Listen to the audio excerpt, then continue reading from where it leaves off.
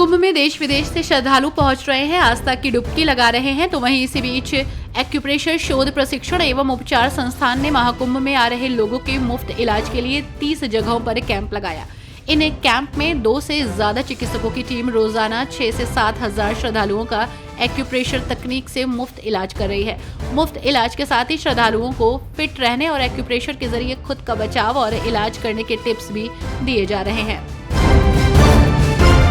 सपा प्रमुख अखिलेश यादव ने अमेरिका से निर्वासित भारतीय नागरिकों के साथ भाजपा सरकार के रवैये की आलोचना की। उन्होंने हाल ही में एक सैन्य विमान से भारतीयों के निर्वासन का हवाला देते हुए भारत के बढ़ते वैश्विक प्रभाव और आर्थिक शक्ति के बारे में सरकार के दावों पर सवाल उठाया। यादव ने बताया कि एक अन्य देश के राष्ट्रपति ने इस तरह से निर्वासित लोगों को स्वीकार करने से इनकार कर दिया और पूछा कि क्या भारत वास्तव में कमजोर है। बिहार के राज्यपाल आरिफ मोहम्मद खान ने उत्तर प्रदेश के प्रयागराज में महाकुंभ 2025 का दौरा किया। इस दौरान उन्होंने कहा कि हमें हमेशा इस बात पर ध्यान देना चाहिए कि भारत की संस्कृति का सनातन आदर्श अस्तित्व की एकता है। सारे मतभेद वहीं खत्म हो जाते हैं। हमारी संस्कृति कहती है कि यदि आप किसी भी मनुष्य को उसके दिव्य रूप में देखेंगे तो पाएंगे कि मानव माधव का रूप है। आप इसे यहाँ देख सकते हैं। लोग एक दूसरे को नहीं जानते, लेकिन हर कोई यहाँ आ रहा है। यहाँ हमारी विरासत, आदर्शों और मूल्यों का जश्न मनाया जा रहा है। बीजेपी नेता दानिश आजाद अंसारी ने समाजवादी पार्टी पर निशाना साधते हुए कहा कि समाजवादी पार्टी अब केवल पोस्टबाजी और बयानबाजी तक सीमित ही है। उन्होंने कहा कि जनता के बीच में रहकर उनके विकास के लिए काम करना ही योगी सरकार का एजेंडा है। राम मंदिर तीर्थ क्षेत्र न्यास के सदस्य कामेश्वर चौपाल के निधन पर मुख्यमंत्री योगी आदित्यनाथ ने शोक व्यक्त किया। सीएम योगी ने अपने सोशल मीडिया हैंडल एक्स पर पोस्ट के जरिए दुख व्यक्त करते हुए कहा कि उनका पूरा जीवन धार्मिक और सामाजिक कार्यों में समर्पित रहा। उन्हें विनम्र श्रद्धांजलि। उत्तर प्रदेश सरकार के मंत्री जयवीर सिंह ने कहा कि उन्हें आज नहीं तो कल स्वीकार करना पड़ेगा। दिल्ली में मोदी की गारंटी पर लोगों ने विश्वास किया। केंद्र में हो या राज्यों में हो, भाजपा के कामों को देखते हुए देश की जनता भाजपा पर विश्वास कर रही है।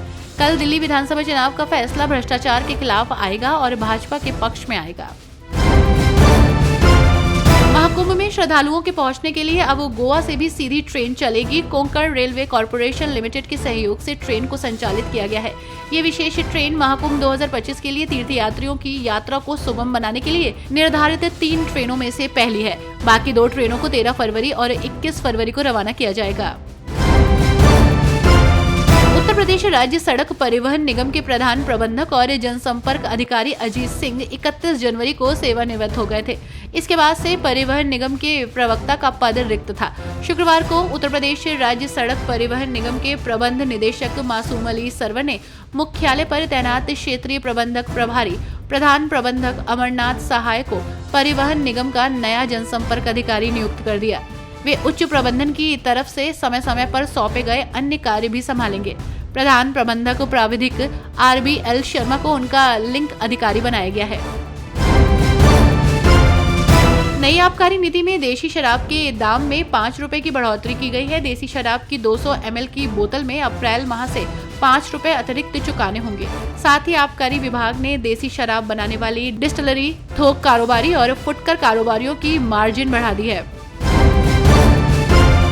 यूपी के सीतापुर में दुष्कर्म मामले में जेल में बंद आरोपी कांग्रेस सांसद राकेश राठौर ने वॉइस सैंपल देने से मना कर दिया। CJM कोर्ट में हलफनामा दाखिल किया। इसमें कहा गया कि ऑडियो रिकॉर्डिंग में आवाज उनकी ही है। यहां आपको बता दें कि जांच अधिकारी ने वॉइस सैंपलिंग के लिए जेल में नोटिस भेजा था। इसमें कांग्रेस सांसद ने 7 फरवरी तक का मौका लिया है। अब उन्होंने अपनी आवाज होने की बात कबूल ली है।